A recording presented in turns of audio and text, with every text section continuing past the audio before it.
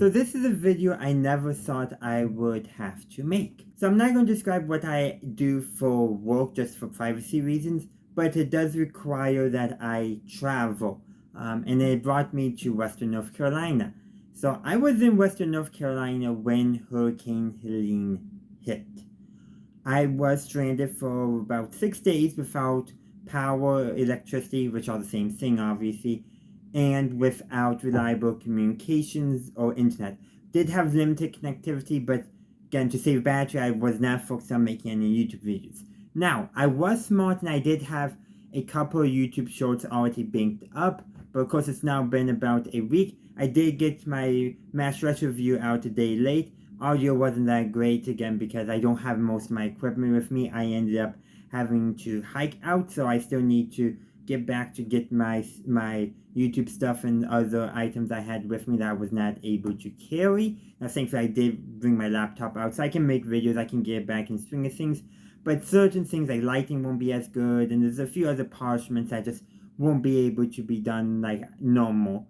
But again, minor stuff. I'm safe, I'm fine, so we got no issues there at all. Now, one of the other though things is that, well, everyone else is in a much worse position for me. I'm in a hotel room outside of the disaster zone. I got food, water, electricity, power, obviously, internet and all that. So I'm in a really good position compared to so many people. I never even had to touch an MRE. I actually had camping stuff with me, so I had that stuff and I wasn't alone, unlike some people. So again, I am in a very good position. You don't have to worry about me. Hopefully I'll be able to get my YouTube stuff and other items back and I won't have to replace them. Hopefully I gotta get approval to go back because of where they're located in the disaster zone. So yeah. But hopefully I won't have to replace anything major. But if that does happen, I might ask for some support for that. But for right now, I don't need anything like that. Rather, if you do want to help out, you don't need to help out me besides watching my videos. You can help out the disaster organizations. FEMA, I know is involved. There's local law enforcement and fire departments. Federal agencies are here. Private organizations are here that are all helping to respond. So those are the people who need your help more. I'm sure the Red Cross is there. I'll see if I can put down some links if you do want to help out that way. Maybe I'll even try to link some things through YouTube. I've never done anything like that before, so who knows how that would turn out. But yes, I got to see a lot of devastation. I was in a lucky area. I was on the ridgeline. The problem was getting out, because when the road goes in the mountains, it's not like a road going back home for me in the Midwest, where you can pretty effectively get a temporary thing set up or just find a detour. Not the case in the mountains. In some areas, there are people who are still stranded, who did not have the opportunity to hike out like I did, who are, they're relying on maybe other people hiking stuff in, on who knows what else.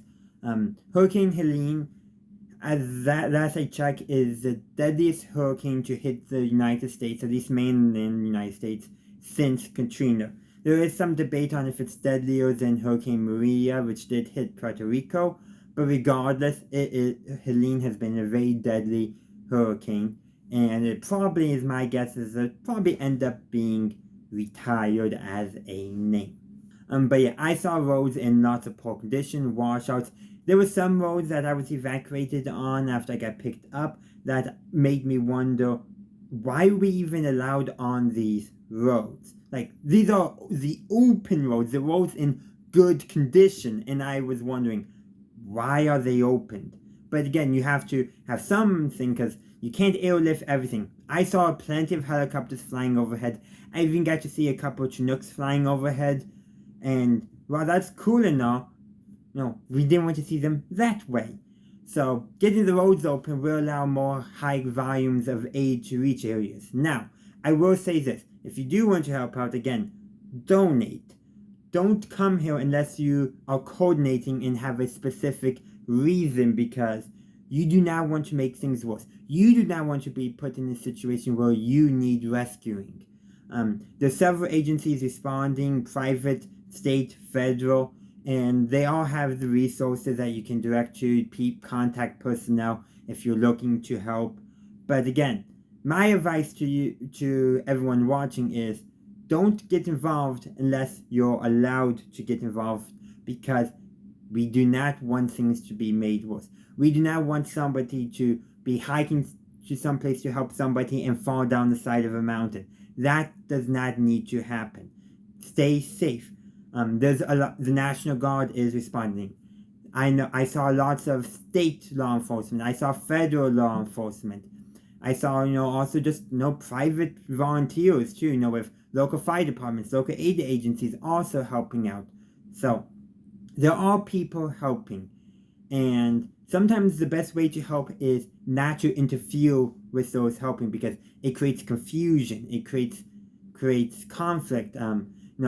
I've heard stories where, somebody from one of the agencies and organizations that are helping, interacting with people from local areas, but not understanding the local mountain culture, and that's causing conflict. Well, thankfully, other local people who do understand the gap have been able to step in and basically de-escalate. But the thing is if you come into a situation not knowing what to do, not coordinating with somebody in an active disaster area, it could go badly. So you need those contact people, those people to work with.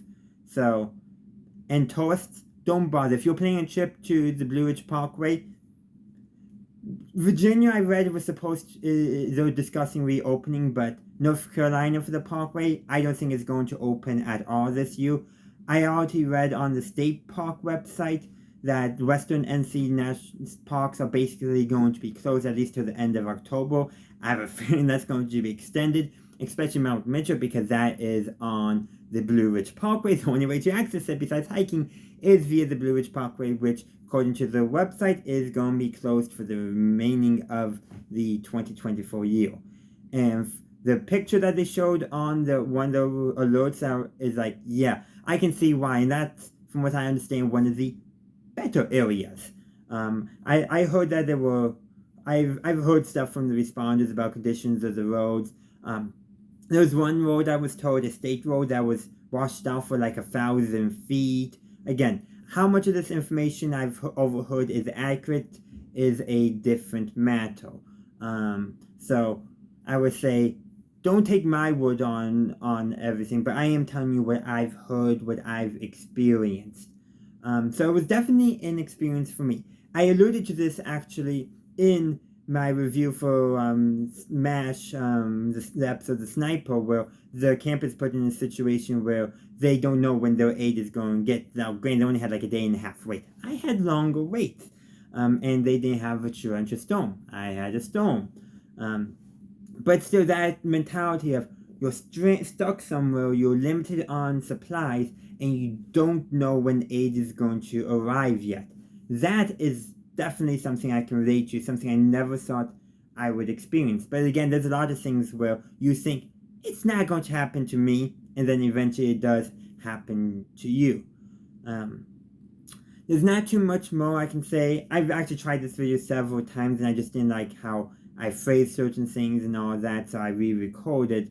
But yeah, I'm in a good position. Like I said, I'm in the hotel room. I think I mentioned that in this video, but yeah, there's a lot of information out there. So just read the information, make sure it's from a reliable source, and don't take everything you hear from people like me at face value.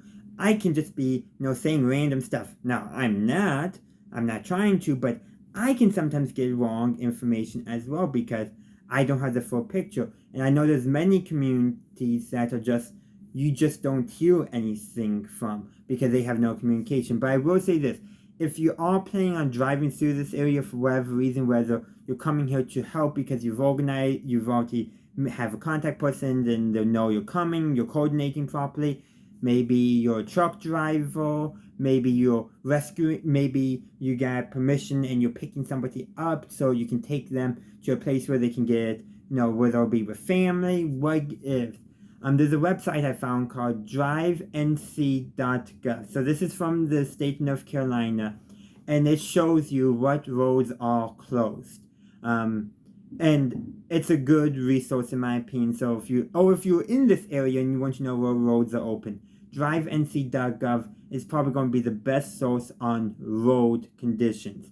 In fact, I think this is actually linked from the North Carolina Department of Public Safety's webpage regarding Hurricane Helene recovery efforts.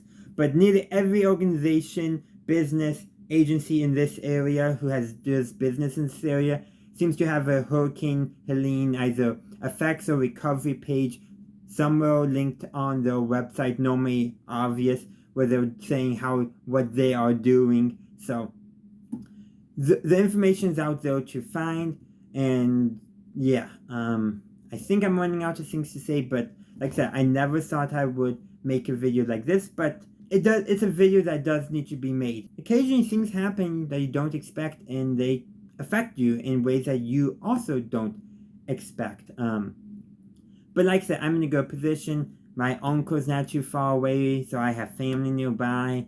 I can still make YouTube stuff, even though I'm actually not working because of the thing. I'm on basically leave, and I should still get paid, so I'm in a good position. But I know not everyone is as lucky. I know there's still people stranded. I overheard, actually I saw on the news, that there was a factory in Tennessee that allegedly did not let its workers leave until the last minute, and several of them died. Again, the factory I think has denied it, but I mean, I know what capitalism is like. I live in the United States after all, and I've heard horror stories about certain businesses and all of that, so yeah. But I'm in a good position. I got support from my employee. I got YouTube to keep me busy. I have my laptop. I can play video games on it. I got a couple books with me I can read.